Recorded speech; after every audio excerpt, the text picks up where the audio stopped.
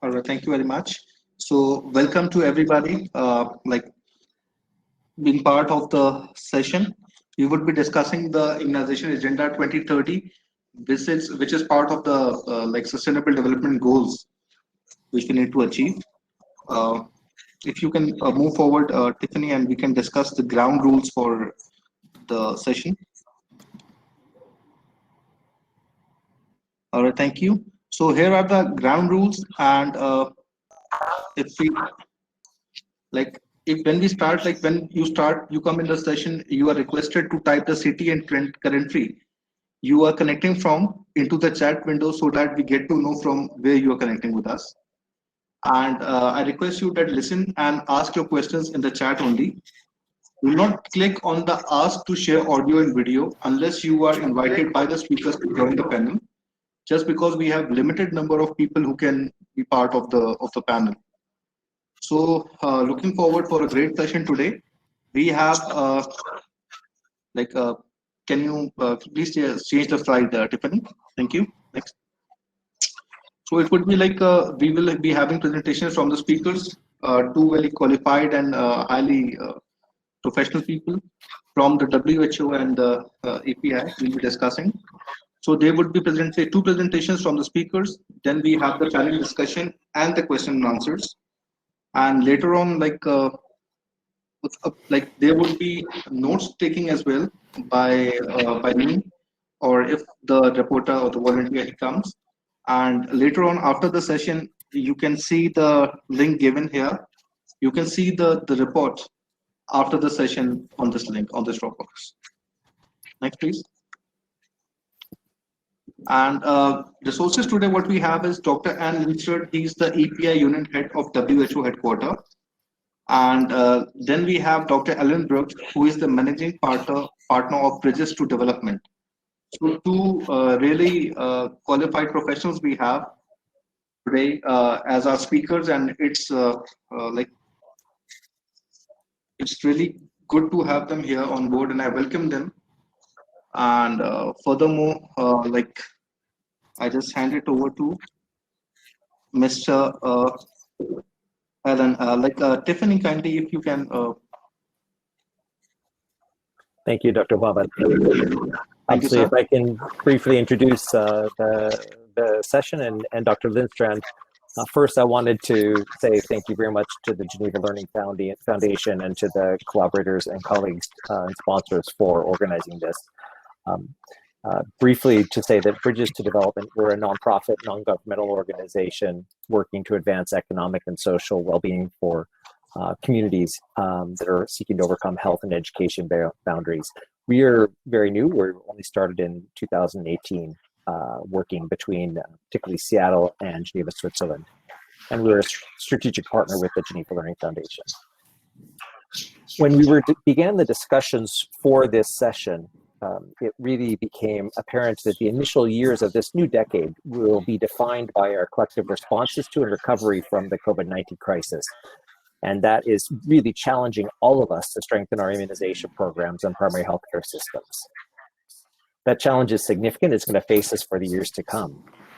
And so the Immunization Agenda 2030 that Ann is really going to walk through with you, as well as Gavi 5.0 in the applicable countries, defines our aspiration for progress towards 2025 and towards 2030 immunization goals, and how the initial response for COVID is part of that aspiration, and particularly the recovery from that and where we want to build to over the coming decade. After the presentation from Ann, we'll have a panel discussion and a chance to reflect on a couple of key questions, particularly that given with COVID and the shifts called for in immunization through the Immunization Agenda 2030, how will teaching and learning need to change over the next 3 to 5 years? And secondly, how do we collectively scale up innovative training and learning approaches to realize these challenges, these aspirations, these goals that we and countries around the world now have committed to through the World Health Organization? So in order to set the scene for that discussion, I would like to turn things over now to Dr. Ann Lindstrand, from who heads the EPI unit at WHO headquarters. who's going to give us an overview of IA 2030 and what countries through the World Health Assembly have jointly committed to for the road ahead. And then we'll move it to an open discussion with panelists and through the chat. So Anne, over to you. Thank you, Alan. I'm so thrilled to be here today, and I can see in the chat people from Uganda, Nigeria, India, Pakistan, from all over the world. I'm so happy and honored to be discussing with you today. Many people have contributed to our new vision and strategy, which is called the Immunization Agenda 2030. And so I have the honor just introducing you to where we are at today, but also mindful of what Alan said. We are at a pivotal time for immunization right now, with the first month of the next decade, which is the Immunization Agenda Strategy and Vision year on immunization, and also just 1 month or a little bit more into when the first countries introduced the COVID-19 vaccine. And we have an enormous work ahead of us all in first safely deliver so that we can go back to our regular work and life and so on after this pandemic with the introduction of the COVID-19 vaccines. And then also think about how do we structure the value of vaccine that comes out, the high level of discussion about the value of vaccine. To me, I think this immunization agenda could never have been launched at a more pivotal time. So next slide. As I said, are you showing this slide, Ian? Yes, thank you. The immunization agenda is really not a WHO work. We as organization have contributed, just like Alan's organization and all other immunization partners in a co-creation, which was spanning from last year in March 2019, and all member states endorsed the development of the agendas, the immunization agenda strategy and vision document in August of 2020. So just recently. The next timeline that we're heading towards is the WHA, when really the framework for action, which I'll come back to, will be presented also to all member states. The contribution has been from more than 900 persons consulted in different face-to-face events, a lot of thousands and thousands of comments that we have retrieved and built into the document, and at least 60 organizations involved. Many country consultations with high-level representatives from countries about how do we do the ownership? What are the priorities in your view? And how do we measure progress? Next slide. This has all then been built into the vision and the impact goals that are selected for the IA 2030. So there is an ambitious vision for here. It's a world where everyone, everywhere, at every age, fully benefit from vaccines for good health and well-being. And towards each of those lines that mean a lot, we have measurements goal or impact goals. And we will also set out and have built out indicators and target towards these. First of all, to reduce mortality and morbidity across the life course, the equity goal of leaving no one behind, of equitable access and use of new and existing vaccines, which the world is highly challenged by right now, to give access to everyone at equal pace of the COVID-19 vaccines as they are being manufactured. And then ensure the good health and well-being for everyone, to strengthen immunization within primary healthcare and contribute to a universal health coverage and sustainable development. So that's where we're heading in the next decade. Next slide. So the build up on the IA 2030 is really focusing on 7 strategic priorities. So this is the overarching dark blue, as you say, which is the immunization strengthening of programs. And then there are 6 additional strategic priorities that we thought were particularly of importance through all these consultations. And key areas of focus is lined out in the strategy on different pieces, on both demand and commitment, on equity and coverage, on life course and integration, on emerging and emergencies and outbreaks, supply and sustainability, and finally research. And across all these 7 strategic priorities, I think one of the pivotal pieces is this core principles that go across all the 7 strategic priorities, that we need services that are focused on what people want, the people-centered approach. And that the country-owned, which means the driving of priorities, agenda setting, what needs to be measured, all country-owned, partnership-based and data-guided. So what do we need to inform ourselves to make the best possible interventions? Next slide. Next slide, Ian, please. It's taking a little bit of time. As I just told you, these 7 priorities are a little bit explained here, and we have currently we're working on 2 pieces, which is one, technical annexes that will provide much more details on each of these strategic priorities, and then also some articles which will put IA 2030 in the light of COVID-19 pandemic. And as I started, and Alan also was saying, IA 2030 could never be more crucial at this moment in time. To manage outbreak and emergencies, well, that's obvious. How we do surveillance in countries, how we have systems that will detect early outbreaks, and so that we can manage them and also measure and monitor the impact of, for example, COVID-19 vaccine.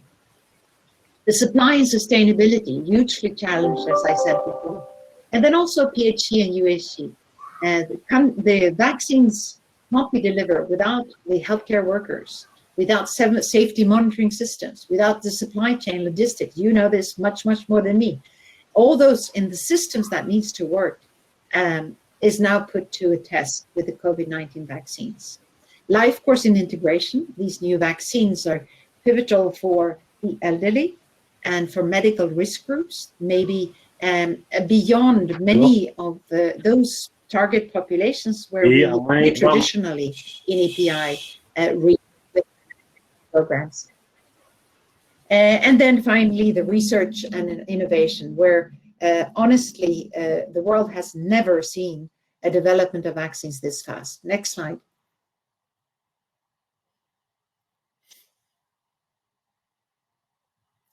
So the timeline for the next steps is, and the work streams that we're working on with Alan right now is on the left side. It's the strategy document already adopted by member states. The technical annexes will soon come up on a website. We have online resources which will expand the technical content that may be of use for you when you build these ideas and thinking into your national health plans. Advocacy and communication, which we think is pivotal to have in the regions, because the regions are really the ones that can make support commitment and spark out public support for the value of vaccines in language and ideas which is speaking to people and can mobilize people for wanting to become vaccinated and support immunization programs. The regional plans are being developed in each of the 6 regions with a collaboration across all partners. We're also building an ownership and accountability governance mechanism. How do we search for progress? How do we follow up? And we have ideas on partnership councils and also on, of course, WHA as the highest level member state health organization. And the M&E, which is the progress report with indicators and a menu of indicators that could be selected by countries which for you seems most relevant. Next slide.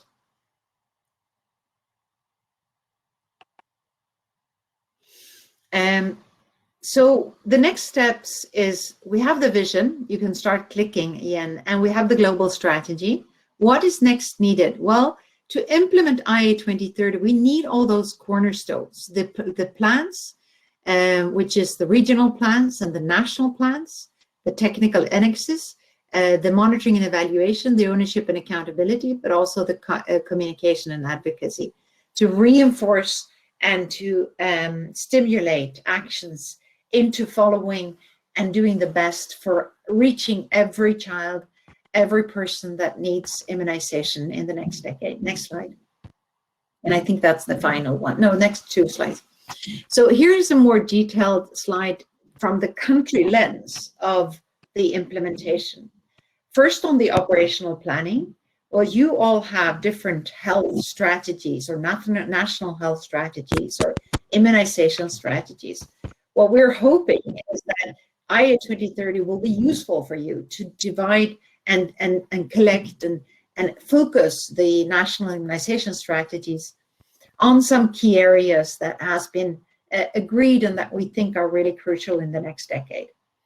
And it needs to be, of course, coordinated through all the country structures that are there, including the CSOs, the civil society organizations, that are many times the closest to the populations. Then the monitoring and evaluation, same thing. There will be a menu of indicators that can be selected. There will be a few of targets which we all rally around and try to achieve in the next decade.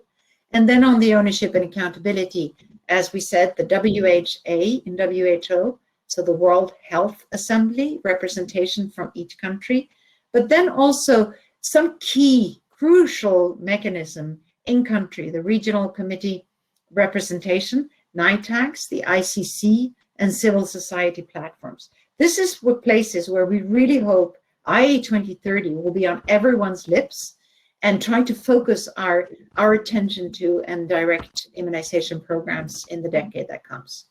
And then the final slide, please. And then I'm really happy to hear and discuss with you as well.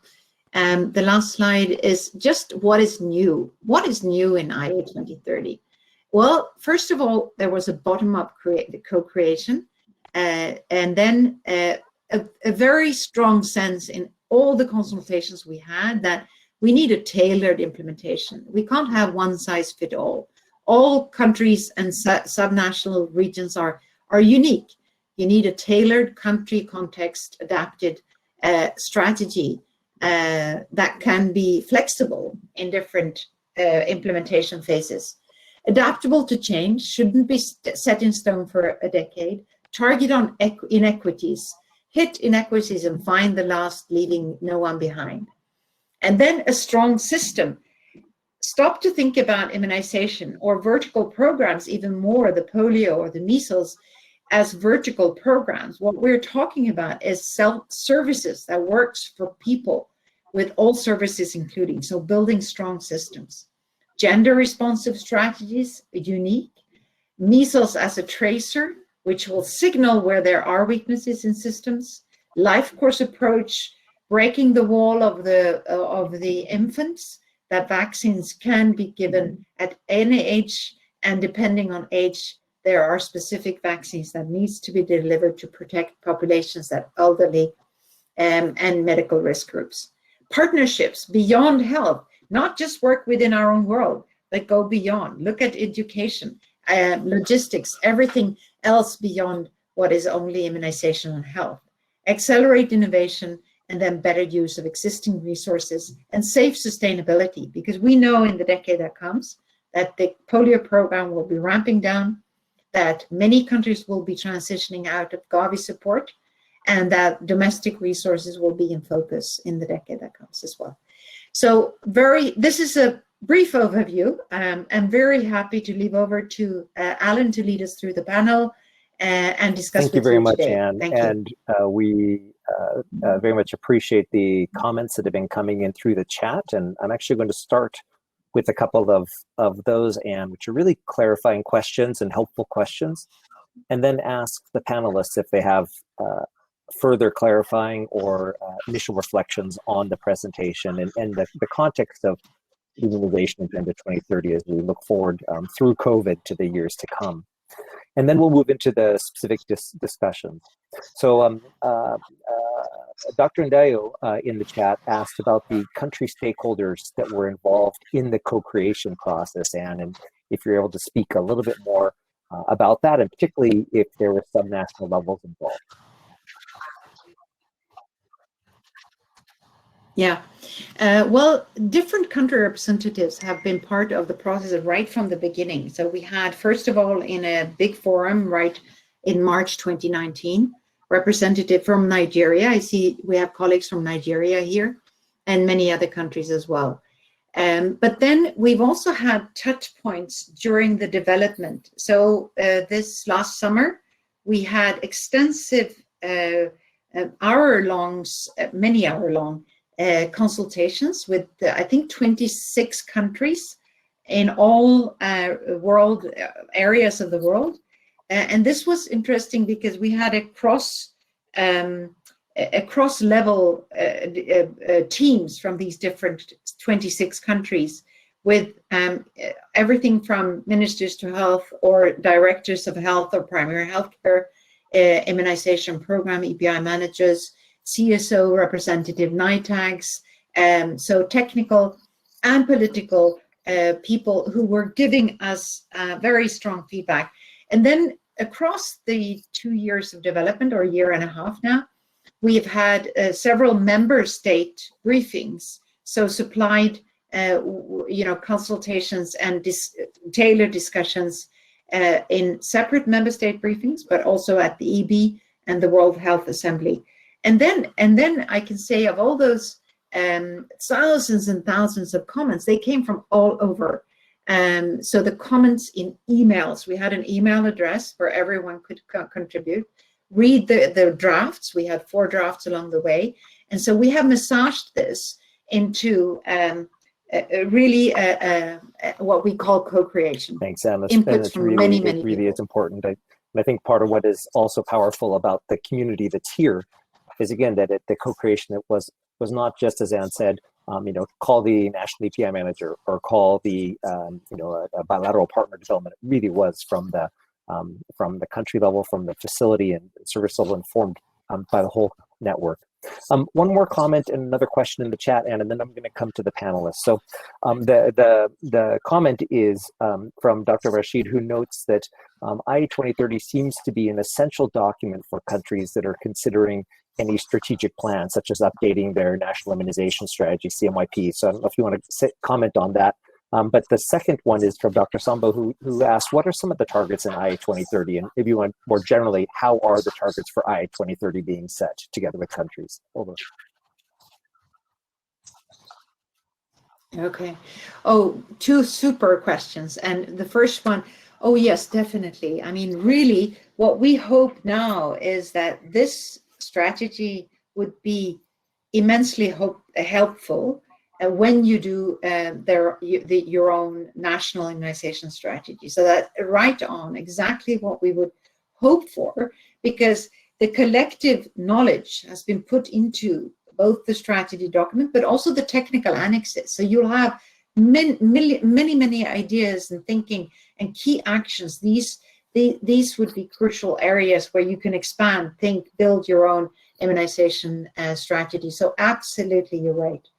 On the targets, we have global goals and targets actually only towards the impact goals. So I'll give you a flavor of where we are. On the impact goal 1, which is decrease morbidity and mortality towards of VPDs, we are doing a modeling of the deaths occurring and that the deaths averted by immunization. So it will be a deaths averted goal, but we also have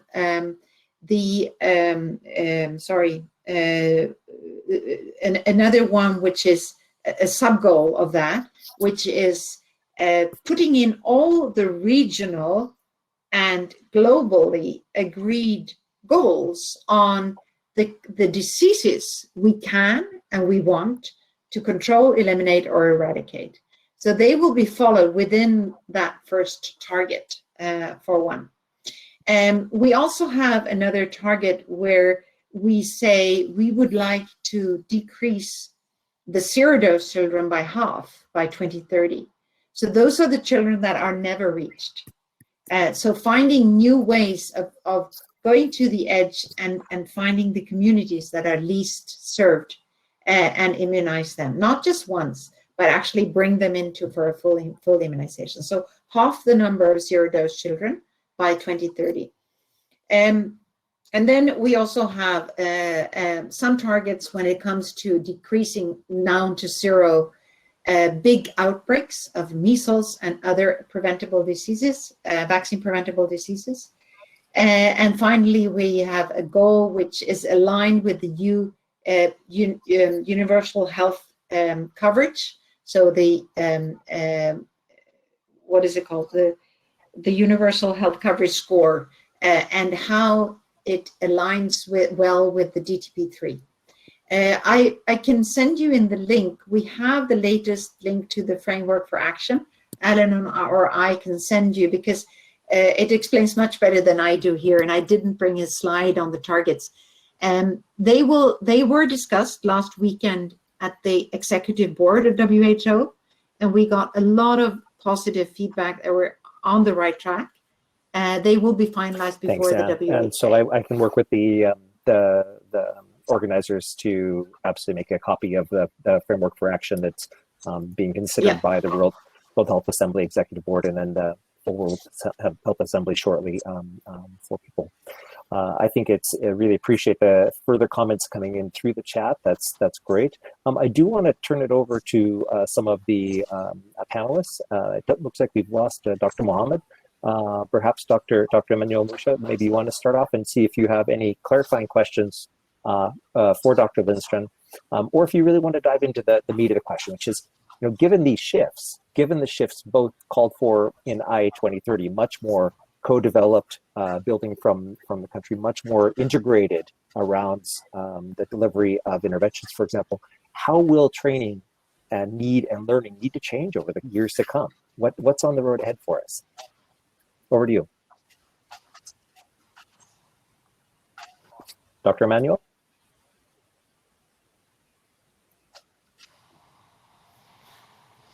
There he is. Can't hear you though still. Dr. Emmanuel, can you unmute your mic? And others from the, oh, there he is. Okay. So this is a very quiet, she has actually, Dr. Ann Lindstrand has actually diverted, and she has actually explained so much on the issue of the IA 2030 goals. Now, there are equally visions and impact goals of the 2030. And one of those goals is that, one of these goals that I picked from the WHO website is that a world where everyone goes at every age, and then he is at every age, which is just like the normal immunization that every child has to be reached. But this one, the vision is everywhere, anywhere, and every person has to be reached. And then you equally have what are the impact. Then you have the mortality, and the modalities are equally reduced. And then you have another vision that of the AI 2030, which is equally saying full benefits of vaccines, which means the vaccines that will equally be brought, everybody should have the full benefits. Now that we are having even the COVAX vaccine that is coming up, there are a lot of ways of how distribution should go on, the vaccine equity that has to go on.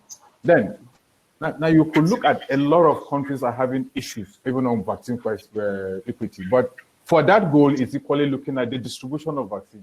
It has to reach from all, not even from the modern or from the urban areas. It has to go through to the other district level, over the district and health facility level. That distribution has to go in flying. And then let nobody, no place, no health facility should be left behind. And then another vision of the of the AI 2030 is equally to have a good health well-being. That is the moment the study of the WHO has said, you know, with immunizations, over 3 million, it's averted. Over 20 million deaths are averted. So which really means that that with this vision to 2030, a lot of people will be rich. And I'm sure with this impact goal that every health and well-being individual will be strengthened based on the immunization strategy. I'm sure with this is just my little add up on what she has said. Thank you very much. Thank you, Emmanuel, Dr. Emmanuel. Appreciate that. And you know, you've really highlighted how well the drive, the aspiration is, and you know where we are looking to move towards. And from your experience and from what you've seen, and the reflections also from the other parts of the conference today, you know, are there parts in terms of how we do teaching and learning that will help us on that road? What are some of the initial steps we can take down that road through how we train, how we learn, how we grow together? And I use we very intentionally. This isn't only about frontline health workers. The we in this discussion are international organizations. It's how Bridges to Development, my organization, learns. It's how Ann's organization, World Health Organization, learns. So we are learning together. So do you have any thoughts on that, how we can learn differently? Yeah. The whether this is just one of the ending of the Teach to Reach conference, and then we're into a digital learning now. We're into a digital world where a lot of activities, whether we like it or not, either mobile learning or digital learning or whatever means you use. It has actually been explained even at the plenary session, and it has do a lot of things. Sorry, where we.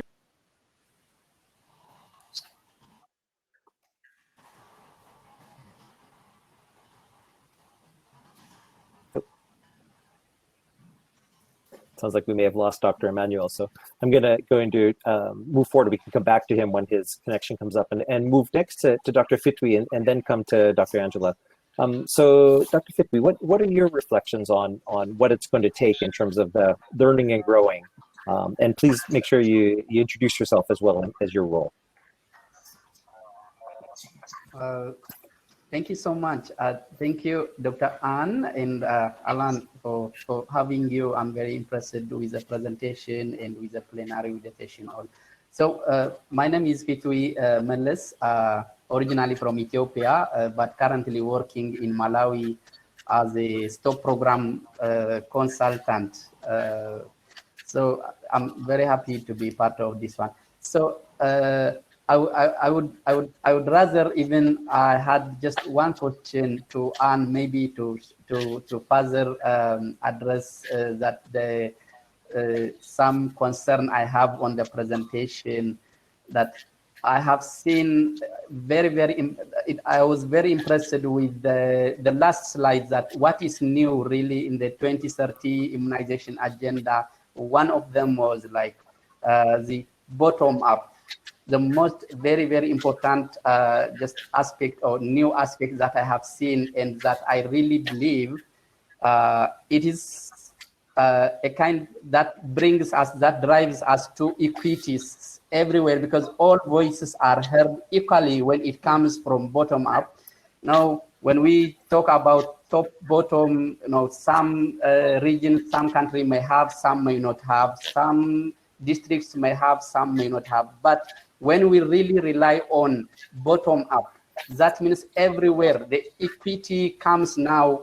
Every people, wherever they are, every program, I mean, every district, every villages are heard equally when it comes from bottom to up. Now, my question, and that I really feel we have been failing several times. I mean, in the past, is like when we talk of bottom up, how committed is the world, the leaders, organizations or countries to implement or to resource enough these bottom-up activities? I'm just asking this one from my practical experience. Like when we talk of micro-planning, immunization micro-planning, like the REC micro planning. You know, it's really the guidelines are there, all the idea is there, but because of lack of resourcing, equally the bottom facilities, we are not really achieving what we really need to intend. So how do we look now in Immunization Agenda 2030 that the world is really committed to finance enough, to resource enough this pillar that will really take us to the level we are really we want to go. Thank you so much.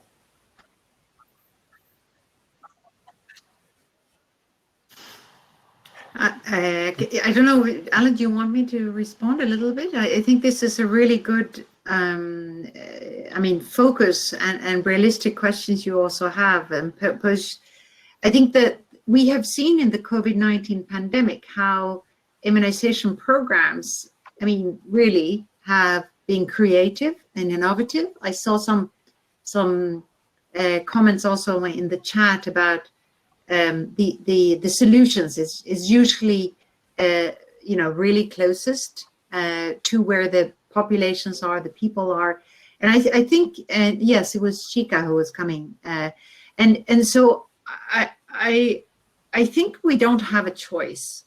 If we want to reach the goal of decreasing the zero-dose children by half, those are the ones that immunization people, in the health facilities, they know about. They can find solutions, and it is a matter of equipping and being able to, and having that logistics and financing in place. But what we hope with the global agenda is that advocacy will be drumbeating from every level, and it's not bottom up or top down. It's echoing in every area, so that we have public support for immunization, we have political commitment for immunization, and we're really wanting to reach those communities that are hardest to find and hardest to reach. And as I said, no one else would know that human-centered, exactly a Mutayasi approach that needs to be taken to listen to what the communities want and tailor programs to respond to what people urges, right? And so IA 2030 is not funded as such. However, we have built it together, and I think that's the bottom up as well. Since we built it up together, we own it together. And that means hopefully that funding will also be in support for those directions that we've set out together. And so we all hands on deck. Exactly, Chika. That's exactly what we need to do. And what I hope for is that these regional communication teams, immunization programs, building these ideas into the structures, and political leaders, frankly, in countries, adopting also the IA 2030 as something that is important to us. And I feel that, with COVID-19 vaccines, have we ever seen such urge for getting vaccines? Of course, there is communication, misinformation, distrust from a few sides, but so much more of please give us the vaccines now. And I think it is a pivotal time to really build that up value for vaccines in political leadership, in the public.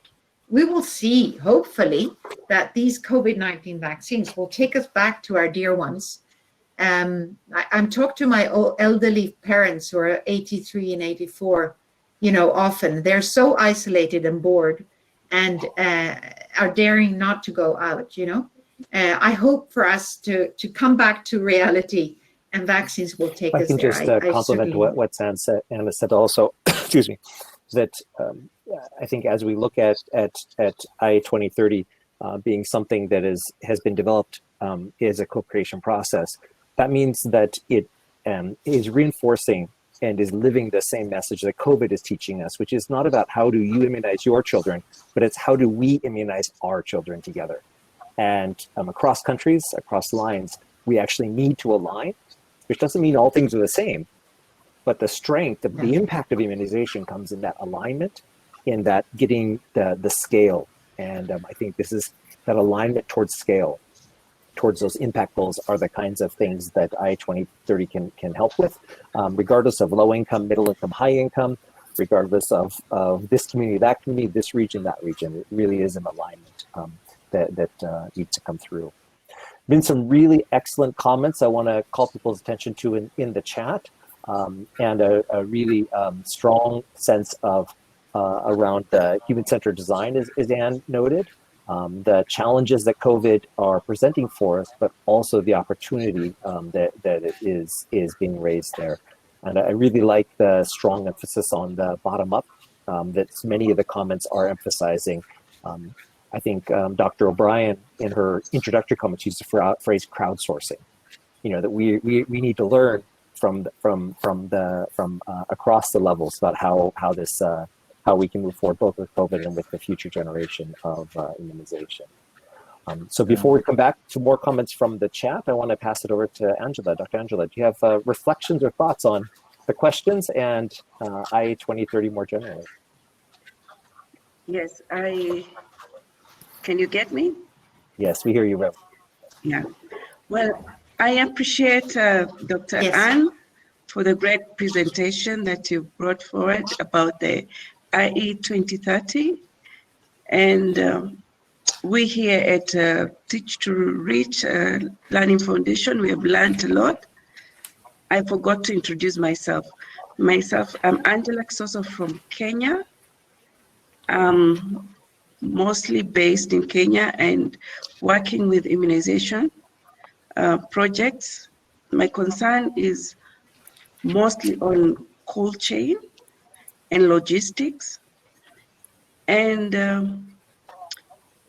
in this case, I was impressed to hear and to know that we're trying to get to that small facility or town or people who don't have access to immunization. Well, as I said, that COVID-19 has taught us a good lesson, and the Vision 2013 can be implemented if we stay together in the Learning Foundation and try and get to put these nodes together so that we can reach to those weak areas where people are still living in remote areas where they don't get vaccinated. I've gone through the slide. I've seen the inputs you put together, and this will be a struggle to some countries, maybe Africa, but I think we're trying to strengthen our networks to make sure that the health practitioners, the health caregivers are able to adapt to the new technology, to the new skills, to the new innovation through training and learning each day to improve the immunization. My question goes to Ann. How close will you be to the Learning Foundation to get to pass across these new technologies that we intend to bring up in the Vision 2030?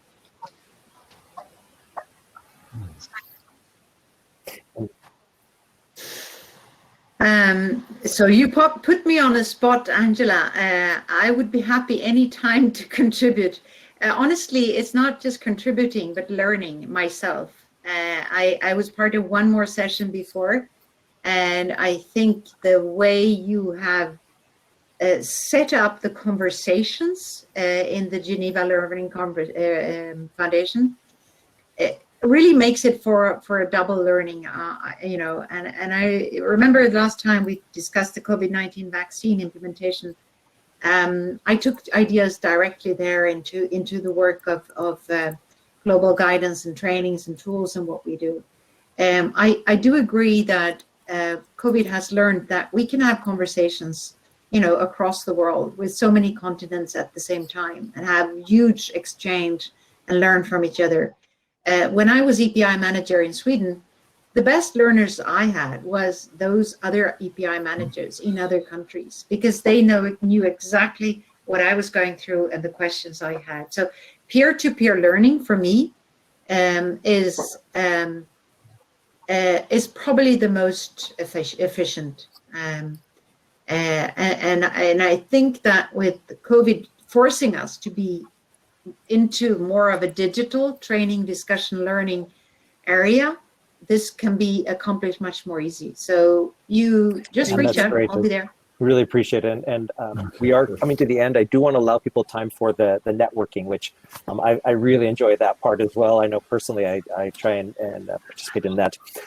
As we wrap up this session, I wanted to call attention to one last comment, because there are really excellent comments in the chat, but one from Ndeo Iwat, who challenges and raises the level of investment and how we rethink and rebalance the investment between vaccines, vaccine production, vaccine procurement, and the investment in people, in health workforce.